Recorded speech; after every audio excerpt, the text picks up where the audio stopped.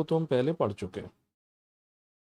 नहीं देख पाए हो तो आप प्रीवियस लेक्चर में चले जाओ, वहाँ पर आपको देखने को मिल जाते हैं। ठीक है, तो मुख्य टॉपिक हमारा है कि निर्देशक सिद्धांतों यानी directive principle of state policy, और दूसरा आता है मौलिक अधिकार। इनमें अंतर क्या है, डिफरेंस पता होना चाहिए। तो मौलिक अधिकार और निर्देशक तत्वों में अंतर है, मौलिक अधिकार और निर्देशक तत्वों में अंतर है। इसमें एक विद्वान है ग्लैड हिल, उन्होंने कहा था कि मौलिक अधिकार राज्य के लिए कुछ निषेध बताते हैं। निषेध का मतलब है रिस्ट्रिक्शंस इम्पोज करते हैं राज्य पर। और directive principle of state policy क्या है, ये राज्य को क्या करना चाहिए इसकी जानकारी देते हैं। राज्य से मतलब क्या होता है, तो वैसे तो आर्टिकल नंबर 12 में इसको डिफाइन किया गया है। मतलब हम मोटे तौर पर यही समझें कि भारत सरकार, संसद, राज्य सरकार है, राज्य के विधानमंडल। तो वो मौलिक अधिकार यानी राज्य ऐसा कानून नहीं बना सकता जो मौलिक अधिकारों को कम करता हो, समाप्त करता हो। और डीपीएसपी कहते हैं राज्य को ये करना चाहिए, लोगों को रोजगार देना चाहिए, मातृत्व अवकाश देना चाहिए, वृद्धावस्था में सहायता देना चाहिए, उनके लिए अच्छे आवास की व्यवस्था करना चाहिए। ये सब बातें देखने को मिलती हैं। तो ऐसे ही 5-7 अंतर करके आप अपने आंसर को बहुत अच्छा बना सकते हो। प्रीलिम्स में क्यों काम आता है, प्रीलिम्स में भी कई बार जैसे उन्होंने स्टेटमेंट ए लिखा, बी लिखा, सी लिखा, फिर पूछ दिया कि इनमें से कौन सा करेक्ट है, कौन सा इनकरेक्ट है, तो वो भी आपको हेल्पफुल रहता है। इंटीग्रेटेड तैयारी ही अगर की जाती है तो सक्सेस रेट ज़्यादा रहती है, क्योंकि नंबर ऑफ वैकेंसी आप देखते जा रहे हो दिन ब दिन कम होती जा रही है। और एमबीबीएससी में तो अब एस्पिरेंट्स ने फॉर्म भरने भी कम कर दिए। एक समय था 2.5 से 3 लाख फॉर्म जमा होते थे, अब इस बार 1 लाख के आसपास जमा हुए, उसमें भी कुछ लोग एब्सेंट हो जाएंगे। तो इसका जिम्मेदार जो है वो आयोग ही है। समय पर एग्जाम कंडक्ट ना करना, समय पर रिजल्ट ना देना, आरक्षण रिजर्वेशन के चक्कर में अधर में लटका के रखना। मौलिक अधिकार जो हैं इनको क्रियान्वयन या इनका एग्जीक्यूशन जो है वो कौन कर सकता है, न्यायालय कर सकता है। अगर किसी व्यक्ति के फंडामेंटल राइट नहीं मिलते हैं तो वो कोर्ट में जा कर के अपील करेगा। इवन आर्टिकल नंबर 32 तो अपने आप में ही फंडामेंटल राइट के लिए बना हुआ है। 5 प्रकार की रिट इशू की जाती है, उनका पालन करना ही पड़ेगा। हाई कोर्ट भी कर सकता है 226 के द्वारा। तो ये क्या है, एग्जीक्यूटेड बाई जुडिशरी। जबकि डीपीएसपी निर्देशक तत्व जो है यहाँ पर इनको क्रियान्वयन कराने का अधिकार जो है या इनको लागू कराने की शक्ति जो है वो विधायिका के पास है, दूसरी तरफ कार्यपालिका के पास है। न्यायपालिका इसमें कुछ भी नहीं कर सकती। न्यायपालिका इसमें सिर्फ मॉरल उपदेश दे सकती है, दिए उसने। अगर न्यायपालिका कुछ कर सकती तो आर्टिकल 44 जो यूनिवर्सल सिविल कोड है, समान नागरिक संहिता है, वो बहुत पहले लागू हो चुका होता, लेकिन नहीं हो सका। अभी आप उत्तराखंड में देखोगे कि ये जो समान नागरिक संहिता है वहाँ एग्जीक्यूट की जा रही है, वहाँ पर लागू की जा रही है, क्रियान्वित की जा रही है, तो वहाँ की विधायिका के द्वारा, वहाँ की कार्यपालिका के द्वारा। ये सिर्फ उत्तर प्रदेश तक, उत्तराखंड तक सीमित है, उत्तराखंड के बाहर नहीं होगी। दूसरा अंतर इसमें, तीसरा अंतर हो जाएगा, एक तो पहले ग्लैड हिल का देख लिया था जहां वो बोलते हैं कि एक तरफ फंडामेंटल राइट राज्य के ऊपर निषेध लगाते हैं और दूसरी तरफ डीपीएसपी राज्य को कुछ करने के लिए कहते हैं। मौलिक अधिकारों को नकारात्मक माना जाता है जबकि डीपीएसपी सकारात्मक माने जाते हैं। लिखने में तो इतना ही लिखेंगे, आपको एक्सप्लेन करने की आवश्यकता नहीं है। आपके समझने के लिए नकारात्मक से मतलब यहाँ पर ये है कि ये राज्य के ऊपर रिस्ट्रिक्शंस लगा देते हैं, कि उसको मना कर देते हैं कि आप कोई कानून बनाओगे तो ऐसा बनाओ जो फंडामेंटल राइट को समाप्त ना करता हो, फंडामेंटल राइट में कमी ना करता हो। यानी अगर बनाओगे तो क्या कर देंगे, सुप्रीम कोर्ट जा करके उसको निरस्त कर देगा। तो इसलिए इनका जो नेचर है वो नेगेटिव लिया जाता है। और निर्देशक सिद्धांत किसके पॉइंट ऑफ व्यू से, स्टेट के पॉइंट ऑफ व्यू से कैसे माने जाते हैं, सकारात्मक माने जाते हैं कि राज्य को तो ये करना ही है, राज्य नहीं करेगा तो कौन करेगा, है ना। निर्देशक नीति बनाते समय इन्हीं से निर्देशन लेना पड़ेगा, है ना। अगला आता है कि मौलिक अधिकारों से राजनीतिक लोकतंत्र की स्थापना होती है, जबकि डीपीएसपी से आर्थिक लोकतंत्र की स्थापना होती है।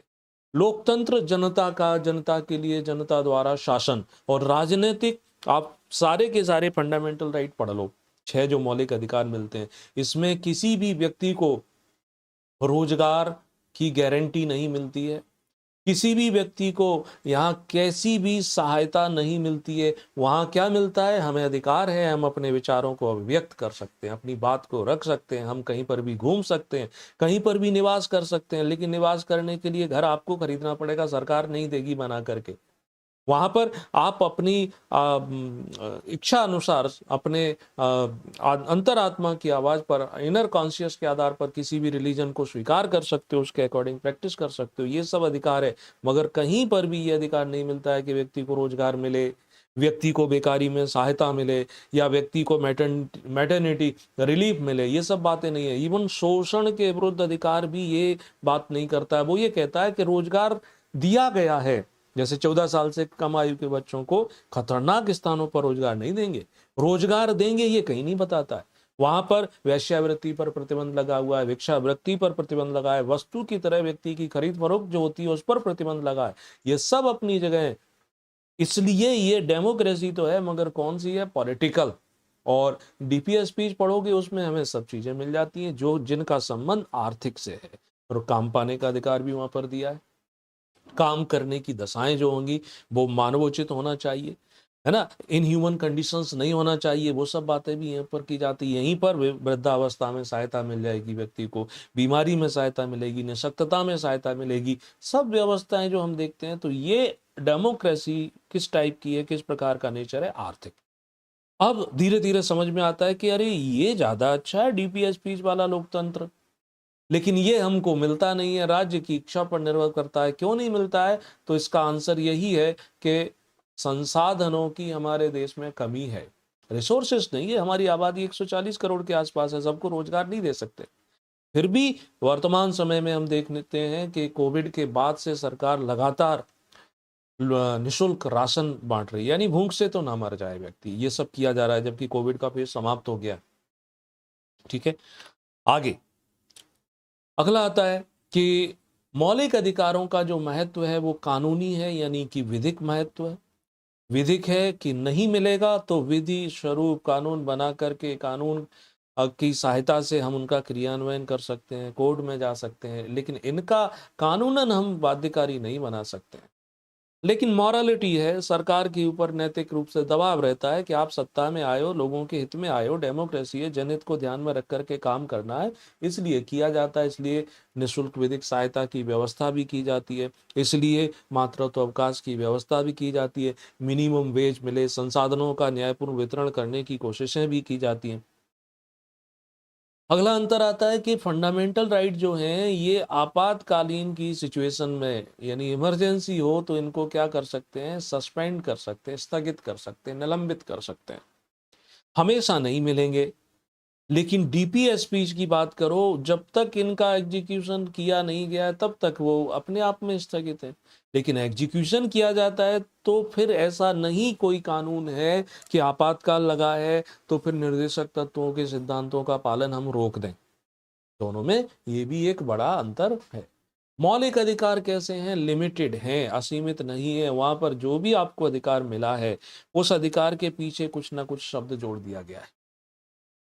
जैसे आप अपनी जैसे right to freedom and speech, यानी वाक एवं अभिव्यक्ति की स्वतंत्रता, लेकिन आप ऐसे शब्दों का प्रयोग करें, अनर्गल आरोप लगाएं, किसी के सम्मान को ठेस पहुंचाएं, किसी पर झूठे आरोप लगाएं, तो आपको वह सिद्ध करना पड़ेगा, अन्यथा सामने वाला व्यक्ति क्या करेगा, आपके ऊपर डिफेमेशन का केस फाइल कर देगा, मानहानि का मुकदमा लगा देगा।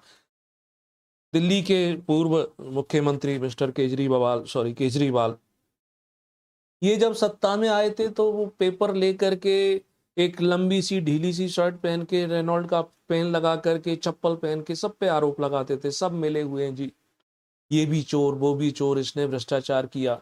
अब बड़े बड़े लोगों पर इन्होंने आरोप लगाए, उन्होंने क्या किया, इनके ऊपर केस कर दिया। जैसे अरुण जेटली ने किया था, गडकरी जी ने किया था, बहुत सारे लोगों ने इनके ऊपर केस किया जैसे जैसे इन्होंने आरोप लगाए। अब आपने आरोप लगाया कि ये भ्रष्टाचार किया या भ्रष्टाचार में लिप्त हैं, तो प्रूव करो।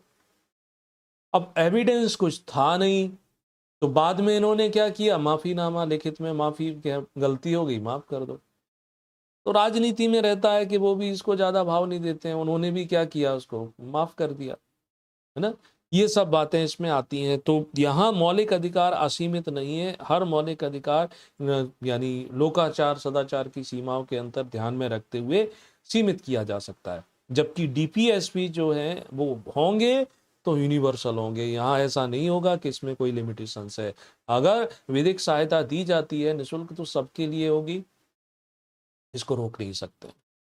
तो अभी देखो आप 5-6 अंतर तो हो ही गए, बस इतने ही अंतर लिखने होते हैं, सिर्फ अंतरों को लेकर के बहुत ज़्यादा नहीं पूछा जाएगा। तो दोनों के अंतर, दोनों के बीच का डिफरेंस आप तभी बता सकते हो जब दोनों के बारे में डिटेल में आपको जानकारी हो। तो जो लोग नहीं पढ़ पाए हैं वो पुराना वीडियो सुन लें, जिसमें आपको डीपीएस स्पीच के बारे में भी बहुत विस्तार से जानकारी दी गई है और फंडामेंटल राइट के बारे में भी विस्तार से बताया गया है। अब चलते हैं, छोटा सा टॉपिक है फंडामेंटल ड्यूटीज, मौलिक कर्तव्य जो हैं, इनसे प्रश्न आ सकता है तीनों स्टेज में, यानी प्रीलिम्स भी, मेंस भी और इंटरव्यू में भी पूछ सकते हैं। ड्यूटीज इनको रखा गया है। लोक कल्याणकारी राज्य की स्थापना जब होती है, डेमोक्रेसी पब्लिक वेलफेयर स्टेट बनाया जाता है, तो जैसे नागरिकों को कुछ अधिकार मिलते हैं तो नागरिकों की कुछ जिम्मेदारी भी होना चाहिए। आप सिर्फ अधिकार लेकर के लोकतंत्र में भागीदारी नहीं रख सकते, आपको अपने देश के प्रति, अपने राष्ट्र के प्रति आपकी कुछ लायबिलिटी भी तो होना चाहिए। नागरिकता का बोध तो तभी होता है, लेकिन इसकी कुछ कमियां हैं, कमियां हम लास्ट में समझते हैं। तो मौलिक कर्तव्य मूल रूप से हमारे संविधान में इनको स्थान नहीं मिला था, आगे चलकर के इनको जोड़ा गया। इसके लिए संविधान में संशोधन हुआ, 42वां संविधान संशोधन 1976, और एक नया भाग ऐड ऑन किया गया 4A, और इस 4A में एक नया आर्टिकल जोड़ा गया 51A कह लो, 51 का क्लॉज 1 कह लो, और 10 मौलिक कर्तव्य इसमें जो थे नागरिकों के लिए जोड़े जाते। चलते रहे लंबे समय तक, 1976 से 2002 तक। 2002 में अटल बिहारी वाजपेयी जी की सरकार के समय इसमें फिर संशोधन हुआ, कॉन्स्टिट्यूशनल अमेंडमेंट हुआ। वो 86 कॉन्स्टिट्यूशनल अमेंडमेंट था। एक और कर्तव्य जो है वो जोड़ा जाता है। ये 86वां संविधान संशोधन जो है, इसमें इसके अंतर्गत संविधान में 3 जगह संशोधन किया। एक तो बहुत चर्चित है, जो आप सब जानते हो, राइट टू एजुकेशन। वैसे ही यहाँ 11वां कर्तव्य जोड़ा गया है, और इसके साथ साथ डीपीएसपी में भी संशोधन किया गया है, आर्टिकल 45 में किया गया है। वहां पर चलो, क्या मौलिक कर्तव्य हैं, किस देश के संविधान से लिए गए, ऐसे प्रश्न पूछे जाते हैं। किस देश के संविधान से लिए गए, तो ये यूएसएसआर से प्रभावित होकर के हमने ये किया था। ये वह फेज था 1976 का, 70 का दशक, कि हमारा मित्र हुआ करता था पूर्व सोवियत संघ। सोवियत संघ किस प्रकार की आइडियोलॉजी वाला देश है, ये साम्यवादी व्यवस्था, कम्युनिस्ट आइडियोलॉजी वाले देश है। तो कम्युनिस्ट आइडियोलॉजी क्या कहती है कि जो संसाधन होते हैं, जो रिसोर्सेस रहते हैं, उनका स्वामित्व किसके पास होता है, तो प्राइवेट व्यक्ति के पास नहीं होता है, यानी कि सरकार का होता है पूरी तरीके से। एक तरीके से ऐसा समझ लो, हर व्यक्ति को काम देना उसकी योग्यता के आधार पर, वो व्यक्ति क्या काम करेगा, क्या खाएगा, ये सब सरकार डिसाइड करती है। यानी संसाधनों का दोहन सरकार की इच्छा अनुसार किया जाता है। इससे थोड़ा सा अलग शब्द हो जाता है समाजवाद, सोशलिज्म। साम्यवाद और समाजवाद में अंतर समझा दूं मैं आपको, कि साम्यवाद में क्या होता है कि व्यक्ति के श्रम पर भी किसका मालिकाना अधिकार होता है, सरकार का। यानी सरकार आपकी, आप मजदूरी करेंगे, आप मेहनत करेंगे, आप मना नहीं कर सकते। आप ये नहीं कह सकते कि मैं काम नहीं करूंगा, मुझे कुछ नहीं चाहिए, मुझे कोई पैसा नहीं चाहिए, कोई आवास नहीं चाहिए। लेकिन साम्यवाद में ऐसा नहीं है, यहाँ पर आपको काम करना ही पड़ेगा। समाजवाद में थोड़ी सी फ्रीडम होती है, ठीक। तो वही दौर था, हमने उसके प्रभाव में आकर के इनको जोड़ा था। तो सोर्स क्या हो गया, पूर्व सोवियत संघ। 11 कर्तव्य हैं। प्रत्येक नागरिक का कर्तव्य है कि संविधान का पालन करे। और दूसरी तरफ हम देखते हैं कि संविधान हमारा कैसा है, इसकी जो भाषा है वो बहुत ही ज़्यादा कॉम्प्लिकेटेड है। लैंग्वेज कॉम्प्लिकेटेड होने की वजह से, क्लिष्ट जटिल भाषा होने की वजह से, अधिसंख्यक आबादी जो है वो इसको नहीं समझ पाती है। जो संविधान का नारा देते हैं, संविधान बचाने का नारा देते हैं लाल किताब लेके, उनको नहीं पता है संविधान क्या है। संविधान के आदर्शों का, उनकी संस्थाओं का, राष्ट्रध्वज का, राष्ट्रगान का क्या करेंगे, आदर करना चाहिए, प्रत्येक नागरिक का कर्तव्य। स्वतंत्रता के लिए प्रेरित करने वाले, यानी वो सोर्स, वो आदर्श उदाहरण या वो विचार जिनकी वजह से हमने स्वतंत्रता प्राप्त की, तो उनको हम याद करें, उनका पालन करें, जब अवसर मिले उनको अपने हृदय में संजोए रखें, उनका पालन करें। ठीक है। भारत की प्रभुता, एकता और अखंडता की रक्षा करेंगे, सोवेरेनिटी बोलते हैं, है ना, इंटीग्रेशन जो हो गया, इसको बनाए रखेंगे। आप देखते हो क्या हमारे देश में नागरिकों के अंदर ऐसे भाव हैं, लेकिन कुछ हैं इस टाइप के कीड़े मकोड़े जो हमारे देश की एकता और अखंडता को नुकसान पहुंचाते हैं, जिनके विचार कहीं अन्य देशों से प्रेरणा पाते हैं।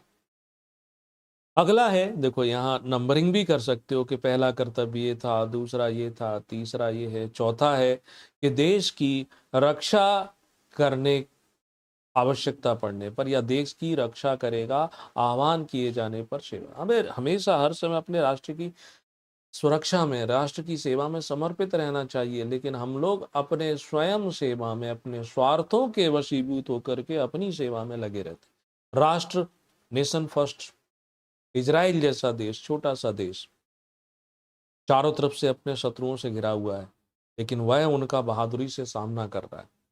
वहां कंपलसरी है, चाहे मेल हो चाहे फीमेल हो, ग्रेजुएशन के बाद 2 साल 3 साल उन्हें आर्मी में अपने मतलब देश के लिए सर्व करना होगा। वो सारे हथियार चलाने की उन्हें ट्रेनिंग दी जाती है। हमारे देश में ऐसा कहीं कुछ नहीं है। नेक्स्ट, देश के सभी लोगों में समरसता, भ्रातृत्व, जिसे भाईचारा कहते हैं, उस भावना का विकास करेंगे। महिलाओं का सम्मान करेंगे, महिलाओं का सम्मान करेंगे। मैं इस बात, यहाँ एक बात ध्यान रखना, महिलाओं का सम्मान। व्यक्ति जो देखता है, जो सुनता है, वही सीखता है। और आज के समय में व्यक्ति क्या देखता है, क्या सुनता है, तो उसके पास एक डिवाइस है, एक विनाशकारी अस्त्र है, जिसका नाम है मोबाइल, स्मार्टफोन। और इस पर जितना भी वो कंटेंट देखता है, वो सब ऐसा होता है जहां पर महिलाओं के सम्मान की बात की ही नहीं जाती। वहां उनको वस्तु की तरह प्रदर्शित किया जाता है, वस्तु की तरह उन्हें दिखाया जाता है। तो वो जो देखता है सुनता है। आज हमारा वो जो फिल्म बनाने वाली इंडस्ट्री है बॉलीवुड, उसकी थीम उठा लो, हमेशा उन्होंने यही अपनाया है कि अगर पुजारी है तो भ्रष्ट होगा। मैं उन चीजों में अब ज्यादा नहीं पढ़ूंगा, अपने टॉपिक पर आ जाते हैं, लेकिन ऐसा हमें करना चाहिए। तो ये क्या हो गए, 5 ड्यूटीज हो गई। इस 5 ड्यूटीज के बाद अगली छठवीं जो ड्यूटी आती है, छठवां जो कर्तव्य है कि हमारी समन्वित गौरवशाली परंपरा का संरक्षण करना, है ना। परंपरा जो चली आ रही है, हम लोग आपस में मिलजुल कर रहते हैं, एक दूसरे का साथ देते हैं, हमेशा दूसरे व्यक्ति की सहायता करते हैं। तो इंटीग्रेटेड सब मिलकर के, किसी भी जाति धर्म इन सबको भेदभाव भुला करके, तो इसको हम बनाए रखेंगे। प्राकृतिक पर्यावरण, वन, झील, नदी, वन्यजीव, इनका संवर्धन और रक्षा करेंगे। कानून बना, बाद में बना, 1972 में बना, वन्यजीव वाइल्ड लाइफ जो एक्ट है कि वन्य जीवों का शिकार, तब तक तो शिकार करके निपटा दिया था। अभी फिर से इसके सकारात्मक परिणाम देखने को मिले हुए हैं। प्रोजेक्ट टाइगर बनाए गए, प्रोजेक्ट क्रोकोडाइल चलाया गया, प्रोजेक्ट एलिफेंट चलाया गया। अब इनकी संख्याएं बढ़ रही हैं, लेकिन उनकी संख्याएं बढ़ने की वजह से जो आबादी वाला क्षेत्र है जंगलों तक पहुंच गया है। तो अब आप न्यूज़ सुनते हैं, देखते भी हैं कि उस कॉलोनी में, उस यूनिवर्सिटी में बाघ देखा गया, तेंदुआ देखा गया। आज नदियां तो बुरी तरीके से खराब हो चुकी हैं, नदियों का इतना मतलब मृत हो चुकी है, एक तरीके से ये कह लो। भारत एक ऐसा देश था जिसके बारे में कहा जाता है कि यहाँ दूध की नदियां बहती थी, दूध की छोड़ो, पानी की नदियां नहीं मिलती।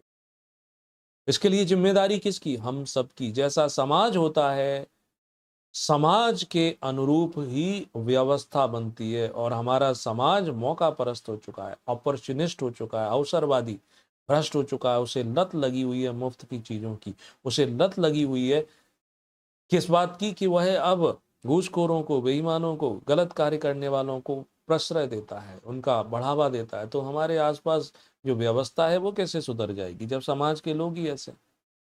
नेक्स्ट, अगला है, ये 8वें नंबर का ड्यूटी है कि वैज्ञानिक दृष्टिकोण, साइंटिफिक अप्रोच रखेंगे, मानववाद, ह्यूमनिज्म, ज्ञान अर्जन और सुधार की भावना का विकास करेंगे। करना चाहिए, हर चीज के अंधविश्वास तभी समाप्त होगा, कुरीतियां बुराइयां तभी समाप्त होंगी जब आप साइंटिफिक तरीके से चीजों को सोचेंगे, मनुष्य के नजरिए से उसको देखेंगे, है ना। जितना ज्यादा आपको ज्ञान मिले उसको ग्रहण करने की कोशिश करेंगे। एक यूपीए के कार्यकाल में एक संत महात्मा थे, सोवन सरकार करके, यूपी की घटना है। तो उन्होंने बताया कि मुझे यहाँ पर सोना है। सरकार ने, आर्कियोलॉजिकल सर्वे ऑफ इंडिया ने उनके निर्देशानुसार वहाँ पर गोल्ड का भंडार समझते हुए खुदाई की, और ऐसा वहाँ कुछ नहीं मिला। अब प्रश्न ये उठता है कि ये साइंटिफिक दृष्टिकोण तो नहीं था, किसी ने ऐसा बोला कि यहाँ पर गोल्ड है, किस आधार पर बोला, किसी मशीन से जांच की गई थी क्या? तो कई बार बड़ा कॉम्प्लिकेशन देखने को मिलता है ना हमें अपने जीवन में। तो भारत विभिन्न प्रकार के विविधताओं भरा देश है। अगला आता है, सार्वजनिक संपत्ति को सुरक्षित रखना और हिंसा से दूर रखना। जो पब्लिक प्रॉपर्टी है, सरकारी संपत्ति, वो सब हमारी, सबकी है। अब आप देखते हो जब भी कहीं दंगा फसाद हो जाए, हड़ताल हो जाए, सबसे पहले इन्हीं को चोट पहुंचाएंगे, लाइटें तोड़ देंगे, आग लगा देंगे, पत्थर फेंकेंगे, है ना। ये चीजें नहीं करना है। और क्यों क्यों नहीं करते हैं कर्तव्यों का पालन? कर्तव्यों का पालन इसलिए नहीं करते हैं क्योंकि कर्तव्य पालन न करने पर किसी भी प्रकार के दंड की व्यवस्था नहीं है, कोई सजा नहीं दी जा सकती। और हमारे देश में जब तक सजा ना मिले तब तक कानून का पालन नहीं होता है। कानून का पालन हम सिर्फ सजा के डर से, भय से, दंड के भय से करते हैं। हेलमेट भी तब पहनते हैं जब वो चालान बचाना हो, खोपड़ी बचाने के लिए हेलमेट नहीं पहनते हैं। तो ये दुर्भाग्य। व्यक्तिगत और सामूहिक गतिविधियों में सभी क्षेत्रों में उत्कर्ष की ओर बढ़ने का प्रयास करेंगे। उत्कर्ष मतलब उन्नति करेंगे, चाहे आपका व्यक्तिगत प्रयास हो चाहे सामूहिक टीम वर्क के रूप में काम कर रहे हो। ये 10 थे। 11वां कर्तव्य जो बाद में जोड़ा गया, ये जरूर याद कर लेना, इसमें प्रावधान किया गया है 6 to 14 एज ग्रुप, 6 से 14 आयु वर्ग के जो बालक बालिकाएं हैं, उनके कौन अभिभावक, पेरेंट्स, गार्जियन, तो उनकी ड्यूटी है कि आप उनको पढ़ने का अवसर प्रदान करें। शिक्षा प्राप्त करना तो मौलिक अधिकार है, मगर ये कर्तव्य है इस एज ग्रुप के गार्जियन का, उनके पेरेंट्स का, कि आप अपने बच्चों को शिक्षा उपलब्ध करवाएं ना। ये आपकी जिम्मेदारी बनती है। तो ये हो गए 11 के 11 कर्तव्य। अब आलोचना भी जल्दी से देख लेते हैं कि इनकी बुराई की जाती है। विद्वानों ने, विशेषज्ञों ने, संविधान विशेषज्ञों ने इसकी आलोचना की है। बस उन्हीं आधारों को हम बता देते हैं। ये क्यों लिखते हैं विद्वानों ने मौलिक कर्तव्यों की निम्न आधार, तभी नंबर मिलते हैं। आप सीधे आलोचना करोगे, बेशक यही पॉइंट लिखो, दूसरी तरफ इतना जोड़ के लिखोगे तो आपको दूसरे से ज्यादा नंबर मिलेंगे। अब कई सारी ड्यूटी कैसी है, क्लैरिफिकेशन नहीं मिलता है। जैसे हमारी समन्वित संस्कृति, अब समन्वित संस्कृति, इंटीग्रेटेड कल्चर होता क्या है ये स्पष्ट नहीं होता है कि समन्वित संस्कृति का क्या मतलब है। वैज्ञानिक दृष्टिकोण क्या होता है? अगर वैज्ञानिक दृष्टिकोण है तो जब भी हम नया रॉकेट लॉन्च करते हैं, नई ट्रेन लॉन्च करते हैं, नई बस लॉन्च करते हैं, तो नारियल क्यों फोड़ते हैं? ये वैज्ञानिक दृष्टिकोण, इसके पीछे क्या है? अस्पष्ट चीजें हैं, है ना। अन्वेषण, सुधार की भावना, मानववाद क्या होता है, इनको स्पष्ट तो करो। आप जिन लोगों से कर्तव्य पालन की उम्मीद करते हो उनको बताओ तो सही कि ये है। तो ऐसा कहीं इसमें अर्थ देखने को नहीं मिलता। कुछ ऐसी ड्यूटीज हैं जो एक जैसी होने के बाद भी रिपीटेडली हमें लगती हैं कि अनावश्यक लिखी गई हैं, सिर्फ पन्ना भरना था इसलिए उनको फिर से रख दिया। फिर आलोचना का मुख्य पॉइंट यही बनता है कि अगर कोई व्यक्ति इनका पालन नहीं करता है तो दंड की व्यवस्था क्या है? कुछ भी नहीं। जब दंड नहीं मिलेगा इसलिए पालन भी नहीं करेंगे। तो ये कुछ इनकी आलोचनाएं हो जाती हैं। और यहाँ पर आकर के हम directive principle of state policy के साथ साथ डायरेक्ट ये जो फंडामेंटल ड्यूटीज हैं इनको भी समाप्त कर देते हैं। इतने तक, यानी जो संविधान के बनने से लेकर के यहाँ तक के जितने भी आप अगर लेक्चर देखोगे, तो न सिर्फ प्रीलिम्स आपका क्लियर होगा, मुख्य परीक्षा भी आप आसानी से लिख पाओगे। इसके आगे अब हम संविधान के भाग 5 में प्रवेश करेंगे, यानी इसमें संघ, यानी संघ की कार्यपालिका, राष्ट्रपति के बारे में जानेंगे, उपराष्ट्रपति के बारे में जानेंगे, संसद के दोनों हाउस जो हैं, लोकसभा राज्यसभा, उनके प्रावधान, कानून कैसे बनता है, राष्ट्रपति का चुनाव कैसे होता है, क्या उनकी शक्तियां हैं, मंत्रिपरिषद के क्या अधिकार होते हैं, सांसदों के क्या अधिकार होते हैं, वो सब विस्तार से समझेंगे। कब? आने वाली क्लास में।